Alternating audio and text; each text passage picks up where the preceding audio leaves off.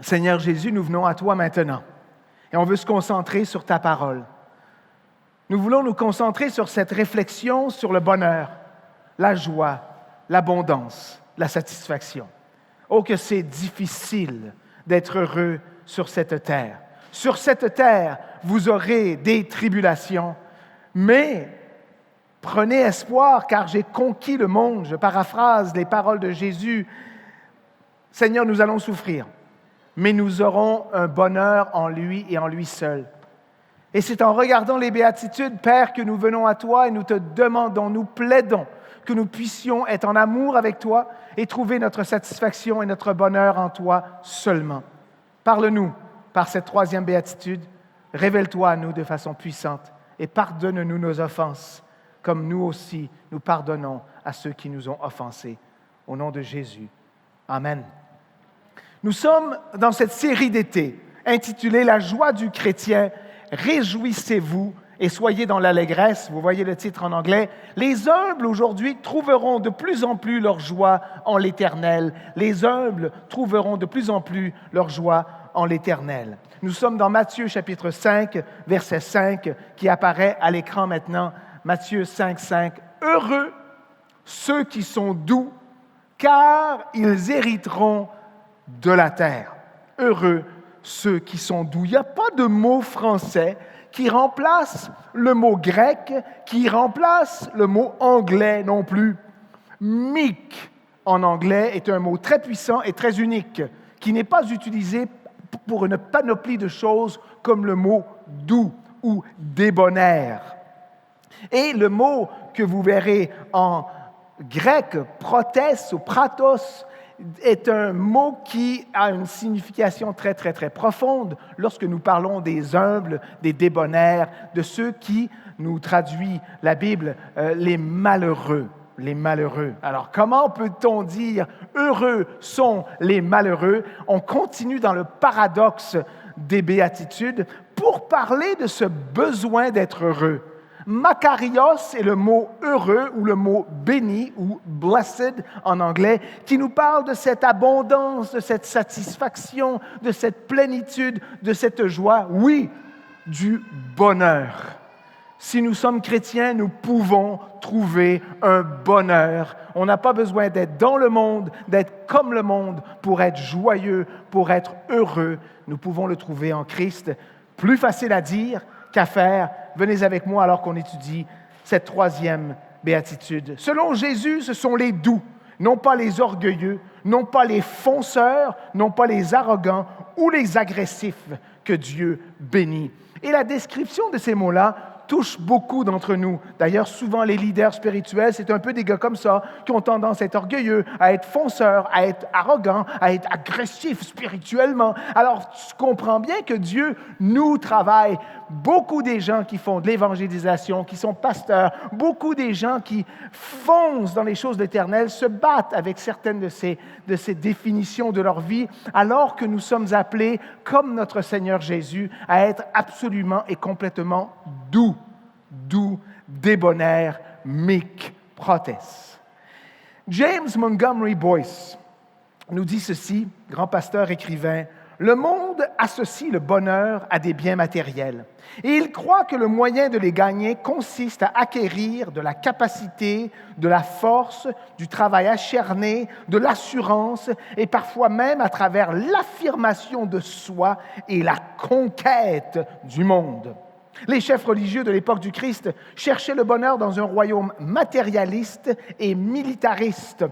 La déclaration de Christ aurait été un choc pour eux. Nous cherchons le bonheur à travers les maisons et leur contenu, le succès et les éloges des hommes, le pouvoir et la stature qu'ils confèrent. C'est donc un choc pour nous aussi. Quand Jésus parlait il y a 2000 ans environ, c'était un choc pour ceux qui écoutaient. Et de toute évidence, c'est un choc pour nous. On revient en arrière un petit peu au verset 2. « Puis, ayant ouvert la bouche, il les enseigna et dit, « Heureux les pauvres en esprit, car le royaume des cieux est à eux. Heureux les affligés, car ils seront consolés. Heureux les débonnaires ou les doux, car ils hériteront la terre. » C'est un paradoxe. On s'entend, toutes les béatitudes sont un non-sens et elles nous irritent la tête et le cœur parce qu'on se dit, mais comment, une autre traduction pour le mot, comment les malheureux peuvent être heureux? Comment les pauvres peuvent être heureux? Comment ceux qui pleurent peuvent être heureux? Max Lucado, en parlant des béatitudes, dit ça sagement. Matthieu 5, écoutez bien, n'est pas une liste de proverbes ou une compilation de dictons indépendants, mais c'est plutôt une description étape par étape de la façon dont Dieu reconstruit le cœur du croyant. La première étape consiste à demander de l'aide, à devenir pauvre en esprit et à admettre notre besoin d'un sauveur, dit Max Lucado. La prochaine étape est le chagrin. Heureux ceux qui pleurent. Ceux qui pleurent sont ceux qui savent qu'ils ont tort, on a vu ça la semaine passée, et qui disent qu'ils sont désolés. Pas d'excuses, aucune justification. Max Lucado continue en disant ceci, « Juste des larmes. Les 2 premières étapes sont l'admission de l'insuffisance et le repentir de l'orgueil. La prochaine étape, celle d'aujourd'hui, est celle du renouveau. Heureux ceux qui sont doux. La réalisation de la faiblesse mène à la source de la force, Dieu. Les 2 premières béatitudes sont faites pour nous faire traverser le feu de la purification. La troisième nous met entre les mains du Maître. Parce que lorsque tu es doux, ce n'est plus ta propre force, ce n'est plus tes capacités, ce n'est plus le fait que tu as la lumière sur toi ou un micro, un petit T-shirt, mais c'est Dieu qui travaille à travers chacun de nous dans notre douceur, les uns avec les autres, dans l'œuvre de Dieu. Et je vous dis, c'est un paradoxe total et on a bien de la misère avec ça. Et nos églises ont de la misère avec ça aussi. La plupart des béatitudes sont basées sur des textes de l'Ancien Testament. Et ici, c'est pas original à Jésus. Ben voyons donc, c'est choquant. Non, c'est vraiment pris de Psaume 37, verset 11. « Les misérables possèdent le pays et ils jouissent abondamment de la paix. » Alors ça, c'est une autre traduction pour les doux, les débonnaires. « The meek », c'est les misérables. Wow! En anglais, « But the meek shall inherit the earth ». Alors, c'est les misérables. Alors, regarde, c'est une autre traduction qui est confrontante. Les misérables seront heureux. Mais voyons donc. Si tu es misérable, tu es misérable. Si tu pleures, tu pleures. Si tu es pauvre, tu es pauvre. Tu n'es pas heureux. Le nom dans l'Ancien Testament pour le misérable ou pour le doux, le débonnaire, c'est anawa. Anawa, qui vient d'un verbe qui nous parle d'être courbé, d'être affligé, d'être humble, soumis. Affligé, courbé, humble, soumis. Wow! Qui veut ça? Oh, moi, je veux être heureux. Je veux tellement de joie et de bonheur, mais je ne veux pas être courbé, je ne veux pas être soumis, je ne veux pas recevoir ce que Dieu me dit. Es-tu malade? Je veux plutôt être confiant en moi-même et sûr de moi. Les pauvres en esprit, c'est ce qui nous mène vers ce besoin d'être doux, d'être débonnaire. C'est les gens qui sont pauvres et qui sont affligés et qui souvent se font bardasser par les leaders et les toughs de ce monde spirituellement, économiquement, socialement. C'est un concept de soumission patiente. Alors évidemment, vous me connaissez, on va regarder quelques versets qui nous démontrent comment cela prend forme et de quoi ça devrait avoir l'air dans nos vies. Nombre 12, 3. Un passage très connu sur Moïse. Moïse était un homme très humble. Très humble, c'est le mot ici, anawa, plus que tout autre homme sur la terre. T'imagines quand tu es humble à ce point-là? Mais c'est vrai, il ne voulait pas aller se battre contre le pharaon, il se sentait inefficace, il disait qu'il ne parlait pas bien, et évidemment, Dieu va l'utiliser. Si tu veux être utilisable, il faut que tu sois anawa, il faut que tu sois humble, il faut que tu sois doux de cœur. Psaume 45, 3 et 4. Vaillant guerrier, ceins ton épée, ta parure est ta gloire. Oui, ta gloire. Sois vainqueur, monte sur ton char, défends la vérité, la douceur et la justice, et que ta droite se signale par de merveilleux exploits. Regardez comment c'est imbrigué dans la capacité de se battre, d'être vaillant, d'avoir des exploits. Tu défends quoi? La douceur et la justice, pas l'orgueil et la l'autoconfiance et la surassurance, mais la douceur et la justice. Vous allez voir que la douceur et la justice, ça va ensemble. Dans Proverbe 15:33, la crainte de l'Éternel enseigne la sagesse et l'humilité, anawa, précède la gloire. L'humilité, c'est cette douceur.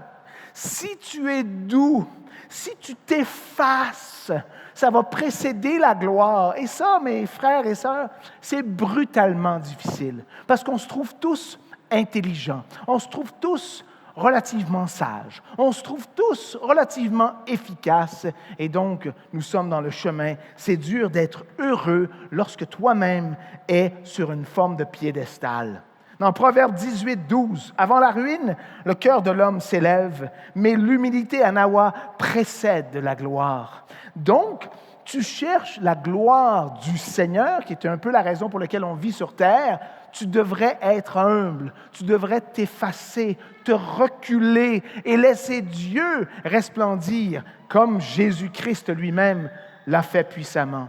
Dans Proverbe 22, verset 4, le fruit de l'humilité, de la crainte de l'Éternel, c'est la richesse, la gloire et la vie. Regardez, là, ça commence à ressembler à la béatitude. Moi, je veux être heureux. Je veux être dans l'abondance émotionnelle, dans la jouissance de la vie en Christ. Bien, il faut que tu sois humble. Et non seulement tu seras heureux, mais tu auras richesse, gloire et vie si tu t'effaces, si tu laisses Dieu avancer.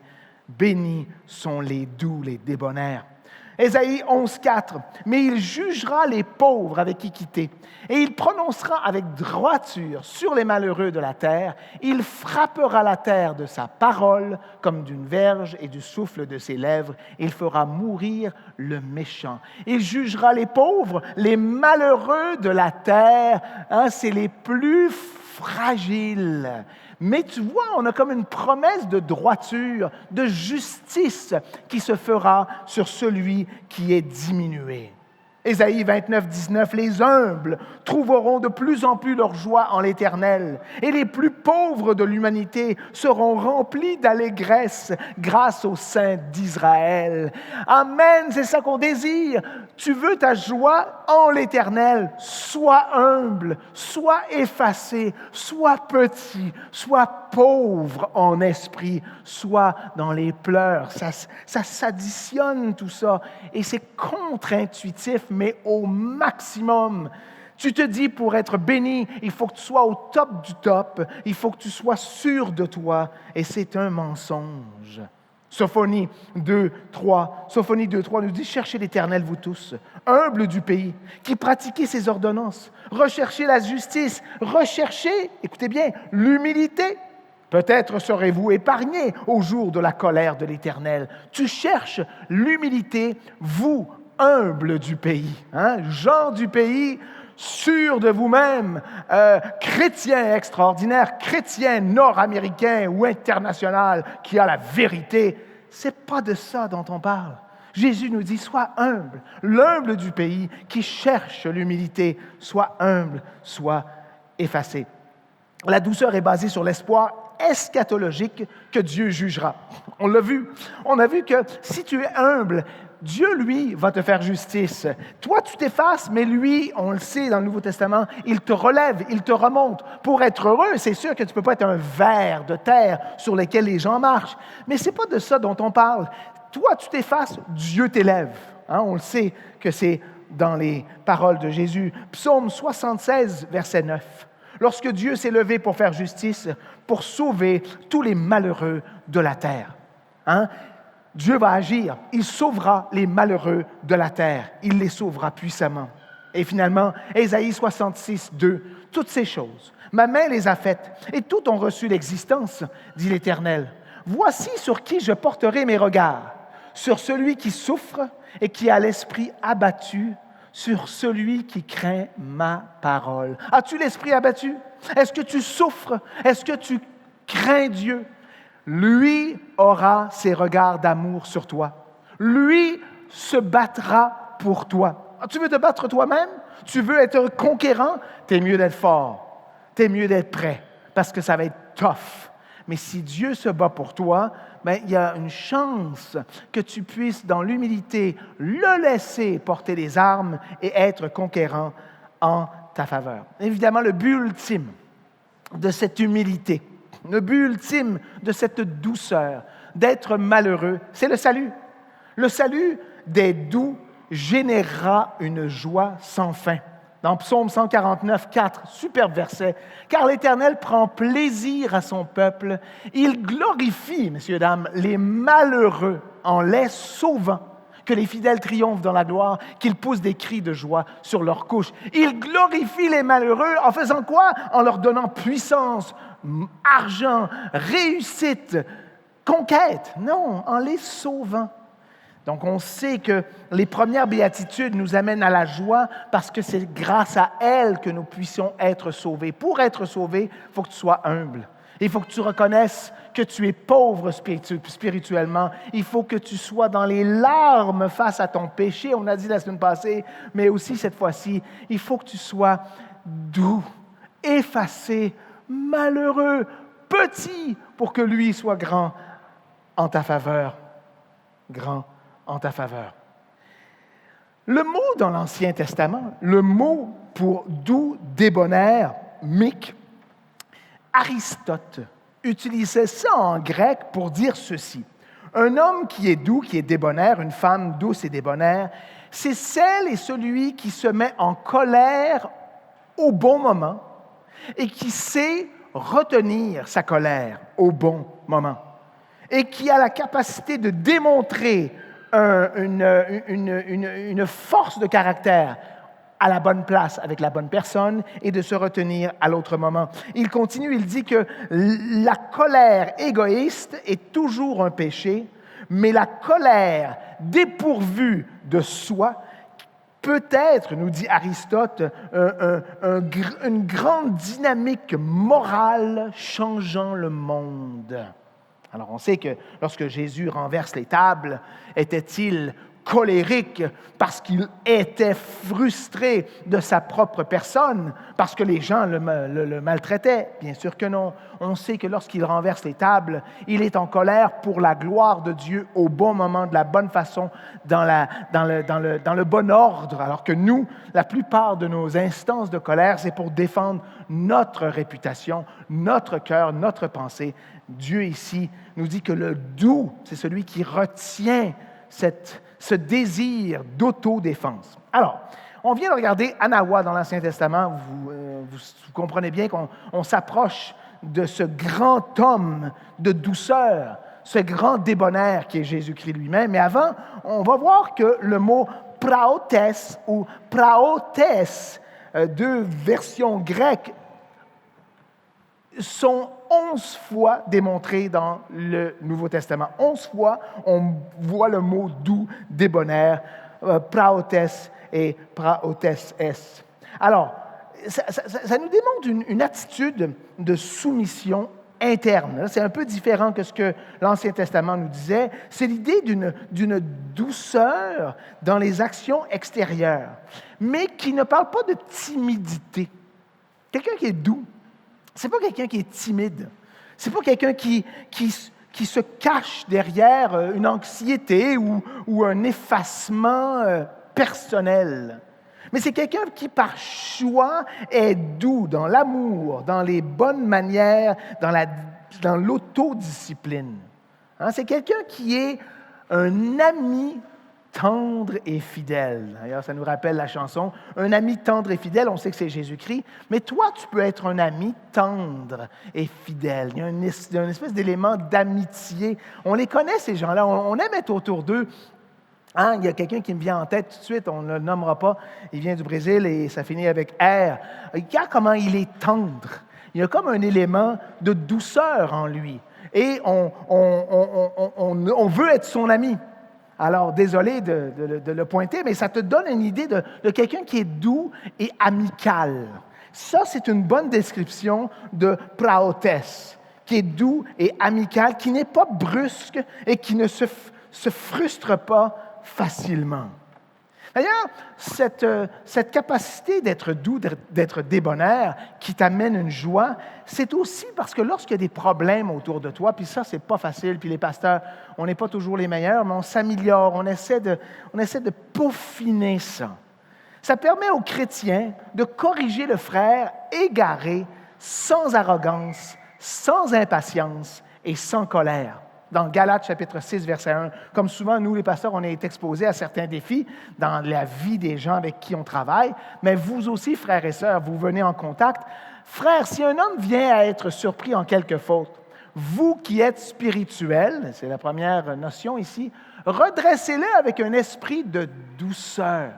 Prends garde à toi-même, de peur que tu ne sois aussi tenté. C'est important de redresser frères, sœurs, épouses, époux, enfants. Hey, tosse-toi! Non, avec douceur.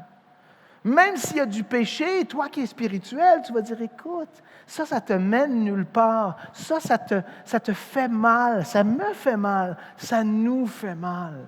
Plutôt que, puis on a tendance à être dur, puis quand on a la vérité derrière nous, puis là on associe politique et spiritualité et vérité, et on voit ça beaucoup dans des pays au sud de nous, il y a une espèce de collaboration de pensée politico-spirituelle qui dit que j'ai raison, puis je peux le faire de n'importe quelle façon.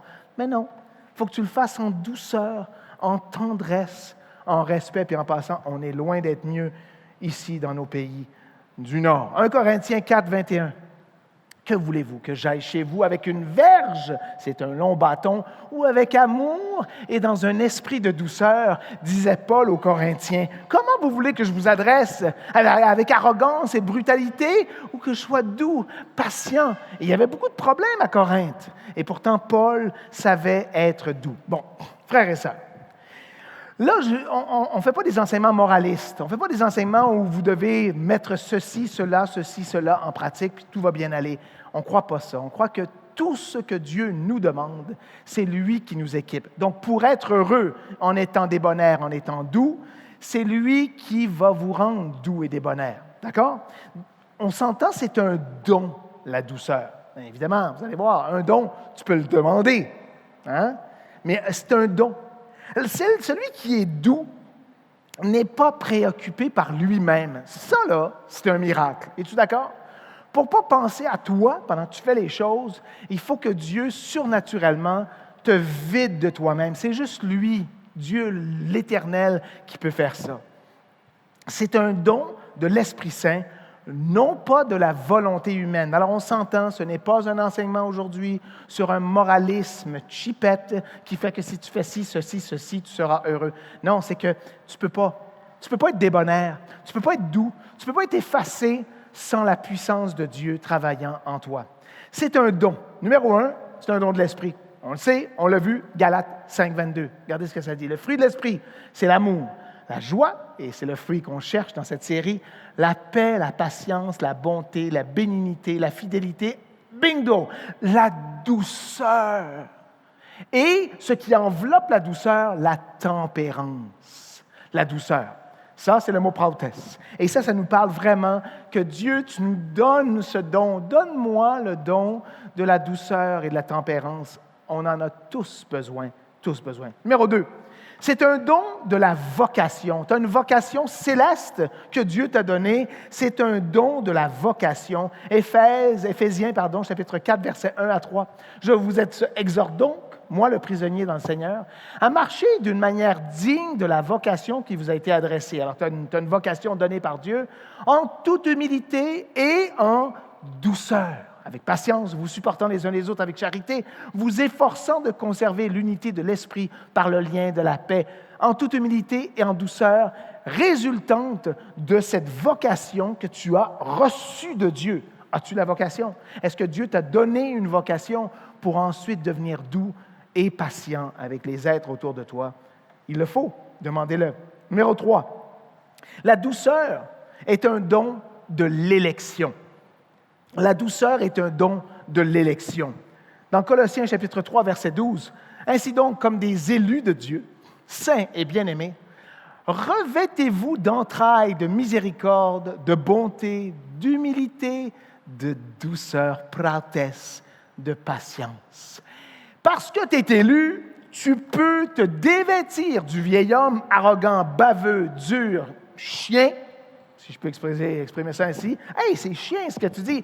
Et plutôt t'envelopper de douceur, de patience, de tendresse, de charité.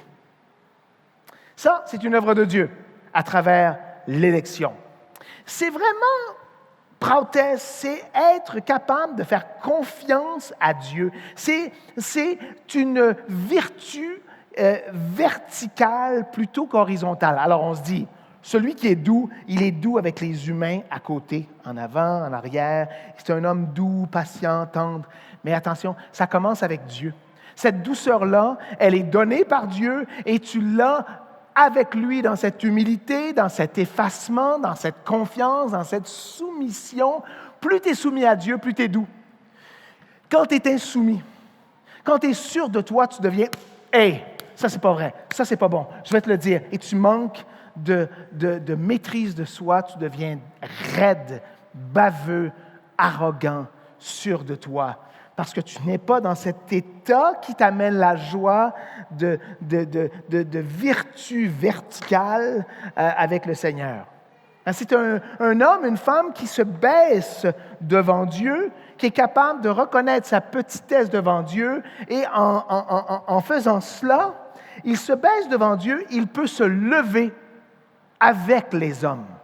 Tu es humble devant Dieu, et parce que tu reconnais qui tu es devant Dieu, tu peux être confiant en douceur avec tes frères et sœurs.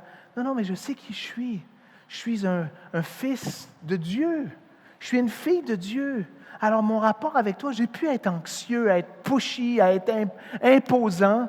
Je sais qui je suis, puis je peux t'aider. On peut s'aider l'un l'autre à ressembler plus à Jésus. Encore une fois, frères et sœurs, plus facile à dire et à prêcher qu'à mettre en pratique, que le Seigneur nous donne par le don de l'élection, par le don de la vocation et par le don de l'Esprit, la capacité d'être doux.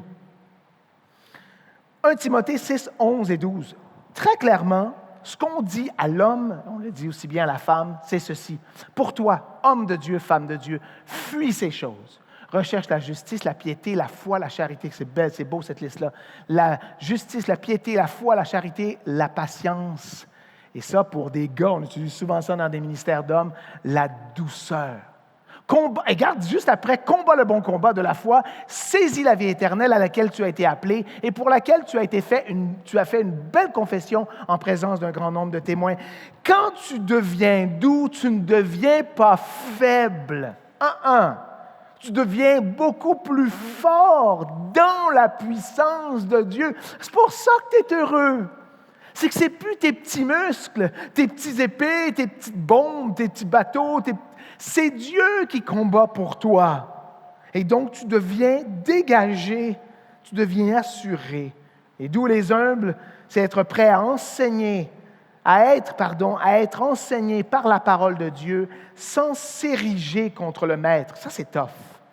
Parce que là, vous m'écoutez, bon, ça va, j'ai le micro, je suis un peu plus fort que vous autres ici au niveau du volume, donc tu n'as pas vraiment le choix, puis bon, c'est le pasteur, tout ça. Mais là, entre nous, ou directement avec l'Esprit Saint, ou quand on lit la Bible, ou quand un frère ou une sœur vient nous parler de la parole, c'est difficile de ne pas s'ériger, de ne pas se harquer contre l'enseignant. « Oh, mais là, t'es qui, toi, pour me dire quoi? T'es quoi, toi? Pourquoi tu... » Jacques, chapitre 1, 21 et 3, 13, un des passages importants où le mot « prautes », douceur, est utilisé. C'est pourquoi, rejetant toute souillure et tout excès de malice, recevez avec douceur la parole qui a été plantée en vous et qui peut sauver vos âmes. Lequel d'entre vous est sage et intelligent? Qu'il montre ses œuvres par une bonne conduite avec la douceur de la sagesse. Est-ce que quand tu écoutes aujourd'hui, es-tu fermé? Est-ce que tu prends quelques passages, mais en quelque part, tu es distrait, tu es ailleurs, tu n'es pas vraiment disposé et disponible à ce que Dieu veut te dire? Encore une fois, la raison pour laquelle on met tant de versets à l'écran, c'est que tu ne pourras pas dire « Ouais, le petit pasteur, il parle trop, puis c'est ses affaires, puis c'est sa vision, puis J'aime pas son T-shirt. Tu ne peux pas dire ça parce que la parole te parle. Et oui, bon, c'est moi qui le dis, il faut bien qu'il y ait quelqu'un, ça pourrait être n'importe qui d'autre, mais c'est la parole qui te confronte. Es-tu capable de la recevoir avec douceur, avec humilité, avec disponibilité, ou tu te harques contre les choses de Dieu?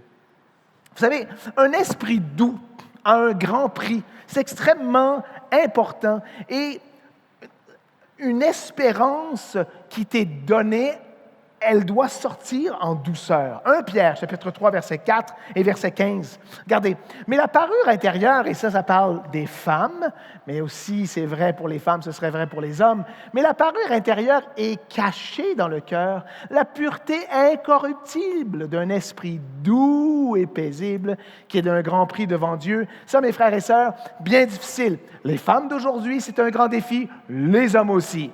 Mais Pierre savait qu'être doux et paisible serait extrêmement dur. C'est pour ça qu'il dit que ça a une grande valeur. Ça a une grande valeur. D'ailleurs, hommes, lorsque vous cherchez une femme, cherchez pas une femme super confiante, super belle, super toute, super employée, super... Cherchez une femme douce et paisible. Et si le reste est donné de surcroît, ça va, mais tu cherches ça, tu cherches une femme douce et paisible, ce serait la même chose pour les hommes, évidemment, lorsque vous cherchez un homme. Mais regardez l'autre partie du verset qu'on a enlevé, mais ça dit « Mais sanctifiez dans vos cœurs Christ le Seigneur, étant toujours prêt à vous défendre avec douceur et respect, devant quiconque vous demande raison de l'espérance qui est en vous. » Là, c'est comme une autre partie que Pierre nous mentionne. Il nous dit finalement que si tu vas être un élément de prêcher l'Évangile, de défendre l'Évangile, de faire de l'évangélisation, il faut que tu sois doux dans la façon dont tu expliques ton espoir. On en connaît des gens qui disent « Moi, j'ai l'espoir, tu vas m'écouter, tu vas te convertir, puis je vais mettre une ligne sur ma ceinture. » Es-tu malade? Jésus était toujours doux. Et il était absolument vrai et absolument juste. Et pourtant, on ne sent pas cette agressivité. J'ai la vérité, tu m'écoutes. J'ai le micro, tu m'écoutes. Relax. Je vais t'écouter si l'Esprit Saint me permet d'ouvrir mon cœur. Alors, priez plutôt qu'être dur. Priez plutôt qu'être dur. Bon, ça nous amène évidemment au fait que Christ, c'est la douceur incarnée. Donc, le modèle pour la douceur, ce n'est pas tous ces versets-là nécessairement que je viens vous montrer, mais c'est que Jésus était le modèle incarné de la douceur. 2 Corinthiens 10:1. Moi, Paul, je vous prie, par la douceur et la bonté de Christ, moi, humble d'apparence quand je suis au milieu de vous et plein de hardiesse à votre égard quand je suis éloigné, je vous prie par la douceur et la bonté de Christ. C'est une définition claire et précise du caractère de Jésus. Il est doux et il est bon. Et là, Paul dit, j'étais quand même hardi, j'avais quand même du courage, malgré le fait que mon modèle, c'est la douceur de Jésus. Ça va de soi. Dans Matthieu 11, 29, prautès est utilisé ici. Prenez mon joug sur vous et recevez mes instructions, car et Jésus le dit, c'est mieux d'écouter, je suis doux et humble de cœur, et vous trouverez du repos pour vos âmes. Prautès. Dans Zacharie 9:9, l'entrée de Jésus à Jérusalem est prophétisée et il est renommé ou démarqué dans Matthieu 21, 4 à 5. Regardez ça. Oh, ceci arriva afin que s'accomplisse ce qui avait été annoncé par le prophète. Dites à la fille de Sion, voici, ton roi vient à toi, plein de douceur et monté, non pas sur un grand cheval blanc, on sait qu'il reviendra dans l'Apocalypse ainsi, mais monté sur un ânon, encore plus petit, le petit d'une ânesse. Notre Seigneur est plein de douceur. C'est quoi notre modèle? Des fois, on se dit, c'est Paul. Notre modèle, c'est Paul. Paul, c'est un humain. Paul se repent parfois. Paul était très dur lorsqu'il était non-croyant. Alors, ce n'est pas lui notre modèle. Notre modèle, c'est Jésus-Christ. La douceur ne signifie pas la faiblesse. Elle suggère plutôt une force, écoutez bien, contrôlée, maîtrisée, bridée. En 2 mots, bride. Ta langue bride ton agressivité, bride ta tension, plus facile à prêcher qu'à faire. Frères et sœurs, si tu es doux, tu n'es pas faiblesse, tu es retenu. Tu es retenu. Moi, je le dis souvent, allez prendre une marche. Vous voulez dire ce que vous pensez avoir raison, dégage. Va prendre une marche, Seigneur. Wow. Là, je capote. Là. Ce que je vois et ce que je veux dire, je sais que ce n'est pas doux, ce n'est pas en maîtrise de soi. Là, tu vas prendre une marche et tu pries que quand tu reviennes, il t'ait donné cet esprit de douceur. C'est l'idée de soumission sans se battre, une sainte gentillesse et douceur face à la colère et face à l'injustice. Alors, évidemment, Jésus a fait face à une injustice totale. Et il aurait pu être révolté, il aurait pu faire venir les anges et tout exploser. Il n'a pas fait ça. Matthieu 12, 17, 21, c'est le modèle. Afin que s'accomplisse ce qui avait été annoncé par Ésaïe, le prophète. Voici mon serviteur que j'ai choisi, mon bien-aimé en qui mon âme a pris plaisir. Je mettrai mon esprit sur lui et il annoncera la justice aux nations. Il ne contestera point, il ne criera point et personne n'entendra sa voix dans les rues. Il semble que Jésus était comme plutôt silencieux, presque un à un, sauf dans certaines prêches très spécifiques. Mais il n'allait pas là en criant, puis il ne brisera point le roseau cassé et il n'étreindra point le lumignon qui fume jusqu'à ce qu'il ait fait triompher la justice et les nations espéreront en son nom. Jésus est doux. Regardez comment on est loin de la douceur. Regardez-moi comment je suis loin de la douceur. Regardez les hommes et les femmes autour de vous, comme on est loin de la douceur. Seigneur, change-nous. Aide-nous à être plus tendres, à être plus comme Jésus-Christ. Matthieu 26, 50 et 53. Jésus lui dit, mon ami, ce que tu es venu faire, fais-le. Alors ces gens s'avancèrent, mirent la main sur Jésus et le saisirent. Verset 53. Penses-tu que je ne puisse pas invoquer mon Père qui me donnerait à l'instant plus de 12 légions d'anges? Il est clair que Jésus aurait pu éradiquer tous les gens qui le mettaient en prison. Il aurait pu mettre une bombe spirituelle au milieu de Jérusalem, pouf, et tous les non-croyants, tous les menteurs seraient disparus par les légions d'anges, les milliers d'anges. Mais Jésus ne fait pas ça. Toi, le fais-tu? J'ai la vérité, je vais me battre et je vais gagner. Peut-être pour ça qu'on n'est pas heureux, non? Parce qu'on porte tout ça sur nos épaules, parce qu'on pense que c'est nous, hein? L'Église, ma vie, mon mariage, ma famille, c'est moi, par ma force, qui va faire avancer tout ça. Je ne m'efface pas, je ne suis pas doux, je suis en contrôle. Jean 10, 17 et 18, le Père m'aime parce que je donne ma vie afin de la reprendre. Écoutez bien, personne ne me l'ôte, mais je la donne de moi-même. J'ai le pouvoir de la donner et j'ai le pouvoir de la reprendre. Tel est l'ordre que j'ai reçu de mon Père. Jésus donne. Jésus ne se bat pas, ne revendique pas, ne joue pas le tough alors qu'il était Dieu, homme. Actes 8, 32 et 33, le passage de l'Écriture qu'il lisait était ainsi celui-ci. Il a été mené, écoutez bien, comme une brebis à la boucherie et comme un agneau muet devant celui qui le tond. Il n'a point ouvert la bouche. Dans son humiliation, son jugement a été levé et sa postérité, qui la dépeindra, car sa vie a été retranchée de la terre. Il se taisait alors qu'on l'amenait à la croix, alors qu'on le fouettait, alors qu'on lui crachait au visage, alors qu'on le frappait. Il était non pas dans l'autodéfense, dans l'édification ou la surstimulation de sa puissance, mais il s'effaçait, nous dit évidemment Philippiens chapitre 2. Dans 1 Pierre 2, 21 et 23, pour clore cette pensée que Jésus ne s'est pas battu, alors pourquoi tu te bats? Pourquoi toi-même tu dois te faire justice? Et c'est à cela que vous avez été appelés. Parce que Christ a aussi souffert pour vous, vous laissant un exemple, et ça ne peut pas être plus clair, afin que vous suiviez ses traces. Lui qui n'a point commis de péché, et dans la bouche duquel il ne s'est point trouvé de faute, lui qui injurié ne rendait point d'injure, maltraité ne faisait point de menace, mais s'en remettait à celui qui juge justement, lui qui a porté lui-même nos péchés en son corps sur le bois, afin que, morts au péché, nous vivions pour la justice. Lui, par les meurtrissures duquel vous avez été guéris. Le mot opérationnel, c'est il se remettait à celui qui juge justement. Jésus lui-même se remettait au jugement eschatologique futur du Père céleste. Frères et sœurs, nous devons faire cela nous-mêmes, nous en remettre à Dieu le Père. Rapidement, on termine dans un instant. Comment devient-on doux? Seul l'Esprit de Dieu peut vous briser et vous rendre doux. Si vous pouviez produire la douceur de vos propres efforts, vous seriez fiers de vous, n'est-ce pas? Alors, si tu es fier de toi, tu n'es plus doux. Alors, si tu stimules la douceur, tu deviens arrogant, tu n'es plus doux. Donc, tu ne peux pas faire ça ainsi. La douceur n'est pas un produit de l'effort personnel. Seul le Saint-Esprit peut produire la douceur dans le cœur d'un chrétien abandonné. On le demande. Seigneur, je suis dur, je suis sûr de moi, je suis arrogant, je suis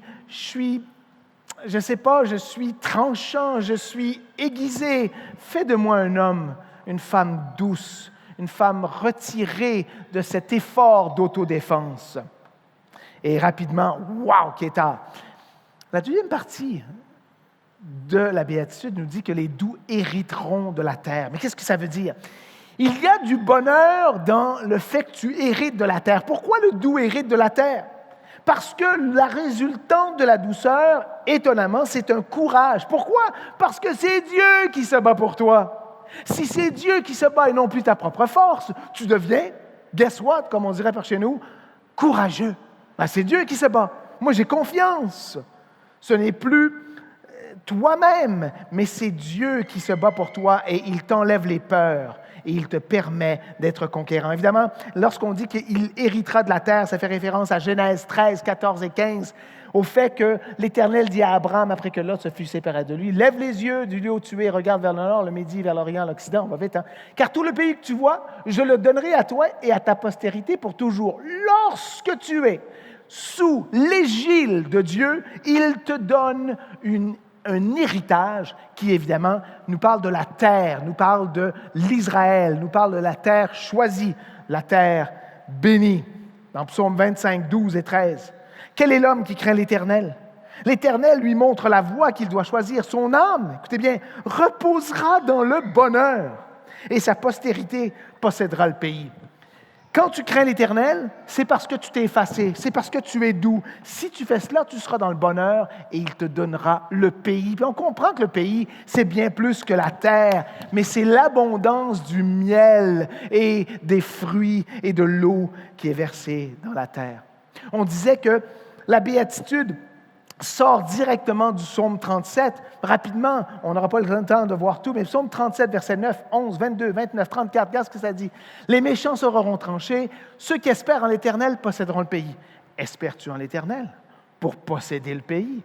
Deuxièmement, les misérables. « Ah, j'aime pas être appelé misérable. Écoute, arrête, je suis un super personnage. » OK, mais les misérables posséderont le pays et ils jouissent abondamment de la paix. Ah, ça, c'est intéressant. On veut être joyeux, on veut la paix, ça va ensemble, sois misérable. Ceux qui bénissent l'Éternel possèdent le pays, et ceux qui le maudissent sont retranchés. Et le texte continue. Espère en l'Éternel, garde sa voie, il t'élèvera pour que tu possèdes le pays. Ésaïe 60, verset 21. Il y aura plus que des justes parmi ton peuple. Ils posséderont à toujours le pays. C'est le rejeton que j'ai planté, l'œuvre de mes mains pour servir à ma gloire. Bon. Ce n'est pas la loi. Ce n'est pas la loi, mais c'est la douceur et la justice de la foi qui te donne accès à la terre. La terre étant l'abondance de Dieu, étant la jouissance de tout ce qu'il a à t'offrir. Évidemment, pour les Israéliens d'antan, nous, on pourrait parler d'une ville, on pourrait parler de maison, d'amour, de compte de banque. Pour eux, c'était toujours associé à la terre. En Romains 4, 13. En effet, ce n'est pas la loi que l'héritage du monde a été promis à Abraham ou à sa postérité, c'est par la justice de la foi. Donc, ce n'est plus une question de loi, ce n'est plus une question que tu fais partie des fils d'Abraham parce que tu es Israélien toi-même, tu es plutôt un homme qui, par la foi, accède à cette terre. Lorsqu'il nous dit « Je te donnerai la terre à ceux qui sont débonnaires », on nous parle vraiment du retour de Christ. C'est vraiment le retour de Jésus. Et le retour de Jésus, c'est lorsque Jésus jugera tout. Et ce qui est incroyable, c'est que si tu es doux, si tu ne te juges pas ou ne te défends pas toi-même, tu ne deviens pas ton propre juge et ton propre avocat, Dieu va le faire pour toi. Et non seulement ça, mais la Bible nous dit que toi-même, tu vas devenir juge dans les temps derniers. 1 Corinthiens 6, 2. Ne savez-vous pas que les saints jugeront le monde? Donc, celui qui est doux, qui laisse Dieu faire la tâche, sera né de nouveau au paradis, au retour de Christ. Nous jugerons le monde avec lui. Quelle beauté! Dans tout ce monde de mensonges et d'inégalités horribles. Et 2 Timothée 2, 12. Si nous persévérons, nous régnerons aussi avec lui. Si nous le renions, lui aussi nous reniera. Lorsque nous persévérons dans cette humilité spirituelle qui nous amène à être doux et débonnaires, nous régnerons avec lui. Eh bien, frères, alors que le band s'approche, wow, il était 3, tu feras une chanson super belle et miniature. Si vous voulez partir, vous pourrez partir. On a eu beaucoup d'annonces durant les annonces. Mais Jésus peut faire en vous ce qui est impossible. Tu es un tough, tu es un homme un peu arrogant, tu es une femme qui est belle, sûre d'elle, confiante, employée, qui marche avec Jésus, qui sait comment dire non aux hommes qui viennent à elle. Okay? En charge, quoi. Ben, tu te dis, ouais, mais comment je peux devenir douce? Comment je peux devenir doux? Comment je peux devenir comme Jésus qui a tant enduré et qui pourtant était si puissant? Bien, il faut le demander. Il faut le demander. On a dit que c'est un don de l'esprit, un don de la vocation. C'est un don de l'élection. Dans Matthieu 11, 28 à 30, on termine avec ça encore parce qu'il l'utilise tellement bien. 11, 28 à 30 de Matthieu, je ne sais pas si on l'a remis, ça dit « Venez à moi, vous tous qui êtes fatigués et chargés, et je vous donnerai du repos. Prenez mon joug sur vous et recevez mes instructions, car je suis doux et humble de cœur, et vous trouverez du repos pour vos âmes. Car mon joug est doux et mon fardeau léger. » Êtes-vous lourd? Ça se peut que vous êtes lourd parce que vous-même, vous transportez quel fardeau? Votre propre autosuffisance, votre propre grandeur, votre propre beauté, votre propre défense. Laissez vos armes au sol. Trouvez la joie, makarion, dans le fait que vous êtes petit et que Dieu peut être grand. Vous êtes effacé, vous êtes humble. Be meek and let him indeed be your warrior, your defender, and wait as you will inherit the earth upon his coming. But don't take the earth. Don't burn up the earth.